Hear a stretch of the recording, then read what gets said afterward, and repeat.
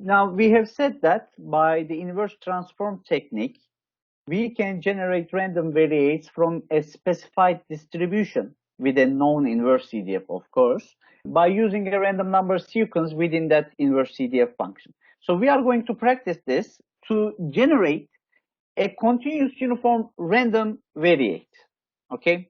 Now, you know, the random numbers are also continuous uniform, but they are standard continuous uniform. They are supposed to be distributed between 0 and 1. And at this point, first, we would like to generate a random variate, again, continuous and uniformly distributed, but this time between lower bound alpha and upper bound beta in general. Now, let us remember the probability density function for a continuous uniform random variable.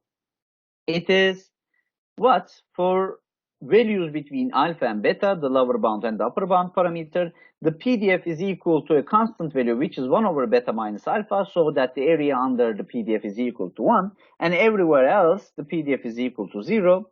And the CDF is also a linear function, just like in the standard case, but this linear function, of course, will be x minus alpha divided by beta minus alpha. So it is not going to be the identity function, but a linear function as in the form of x minus alpha divided by beta minus alpha. And for values which are less than alpha, the CDF is 0, the cumulative probability is 0, and for values which are greater than beta, the cumulative probability is 1. So this is our cumulative distribution function. And as you can see, it is a one-to-one function here. And a one-to-one function is invertible. So we need to determine the inverse of that CDF. But first of all, where do we use the continuous uniform random variable? Now, in a practical discrete event system simulation, anything can be uniformly distributed, basically. Inter-arrival times of the entities can be uniformly distributed. Activity duration times can be uniformly distributed. Demand of certain entity can be uniformly distributed. So this is a typical distribution which can be used in discrete event system simulation, but we are going to explain these details in the following chapters. So at this point, let us learn how to generate continuous uniform random variates from any uniform distribution with lower bound alpha and upper bound beta. So we need to identify the inverse CDF. Okay, so the inverse CDF is equal to alpha plus r times beta minus alpha. So how do we find this inverse CDF? So the way that we do that is practiced here. Now remember, here, lowercase x minus alpha divided by beta minus alpha was your CDF for the continuous uniform random variable.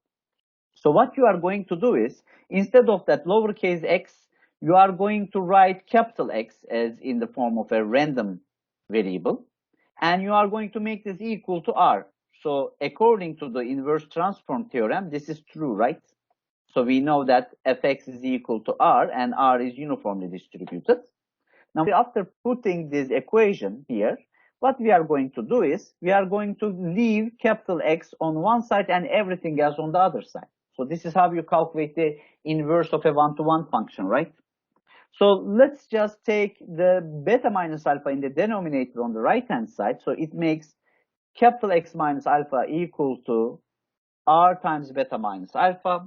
And then if you just take alpha to the other side, you will see that x is equal to alpha plus r times beta minus alpha.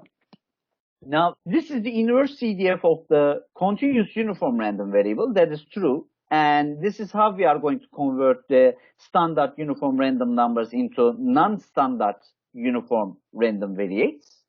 But we also need to understand the physical meaning of this equation here. At this point, maybe you need to focus on my hands rather than the equation. You see, a random number is distributed between 0 and 1. Okay, so this is 0 and this is 1, and random numbers are distributed between 0 and 1. What we want to generate is a random variate that is distributed between alpha and beta. Let's just say alpha is here, beta is here. Okay, so the distance between alpha and beta is different than the distance between 0 and 1. So the 0-1 interval can be narrower or wider than alpha-beta interval. So what we are going to do is, first, we are going to scale 0-1 interval into the length of alpha beta interval. How do we do that? Now you can go back and focus on the presentation file. You need to multiply the random number between 0 and 1 with beta minus alpha, because a random number is somewhere between 0 1 interval, unit interval, but we want it to be located within an interval which has the length of beta minus alpha. So you are basically scaling your random numbers into a much more wider or narrower interval. Now, when you scale your random number between 0 and 1, you are basically increasing the length or decreasing the length of that interval, right? So you are basically changing that. Now you have an interval which has the same length as the original alpha beta interval here, but still your random number is between 0 and beta minus alpha. Now how you are going to put your random variate into that interval? By shifting it with the length of alpha. So you are basically scaling your random number with beta minus alpha. So the randomness is going to be observed in an interval at the length of beta minus alpha. Then you are shifting that interval with alpha by adding alpha. So these random numbers are going to be random variates within the alpha beta interval. So basically, according to the inverse transform theorem or the inverse transformation technique, what we are doing here, what we have as the inverse CDF, it has a physical meaning as well. And we can understand how it converts a random number into a random variate from a specified continuous uniform distribution. Now, this is your formula. So let's just say you need to generate a sequence of random variates that follow continuous uniform distribution between alpha and beta values with lower bound alpha and upper bound beta. What you need to do is you are going to use a pseudo random number sequence. Of course, we are from this point on, when we say pseudo random numbers, we are assuming that they conform to the important properties of random numbers. So this sequence of random numbers need to be plugged in this function to convert them into a sequence of random variates that follow a continuous uniform distribution between alpha and beta. Now let's practice this in this small size simple question. It says, in a fuel filling station, the daily demand to gasoline is uniformly distributed between 3,500 and 12,000 liters.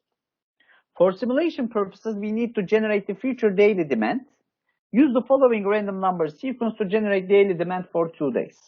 So we are going to simulate the service in this fuel filling station. And we know that on a daily basis, the demand is a continuous amount, of course. The daily demand is a continuous amount because it is measured in liters. It is a measurable amount. And according to the past data, past observations, it seems to be uniformly distributed between these two values, 3,500 and 12,000. Now, we need to generate an artificial history for this fuel filling station, but only for 2 days. And it says we have two random numbers here. These are given by the question. We are going to convert these random numbers to determine the first day's and the second day's demand in our artificial history that we would like to generate. So what we are going to do basically, we are going to generate random variates from this specific uniform distribution between 3,500 and 12,000 using the inverse transform technique. Now, my first random number is 0.1175. I'm going to plug this random number into the inverse CDF of the continuous uniform distribution, which is alpha plus R1 times beta minus alpha. So basically, I am scaling my random number that is supposed to be between 0 and 1, scaling it with the length of the interval in the specified distribution and shifting it forward by adding 3,500. And the first day's gasoline demand will be 4,498.69 liters in my artificial history.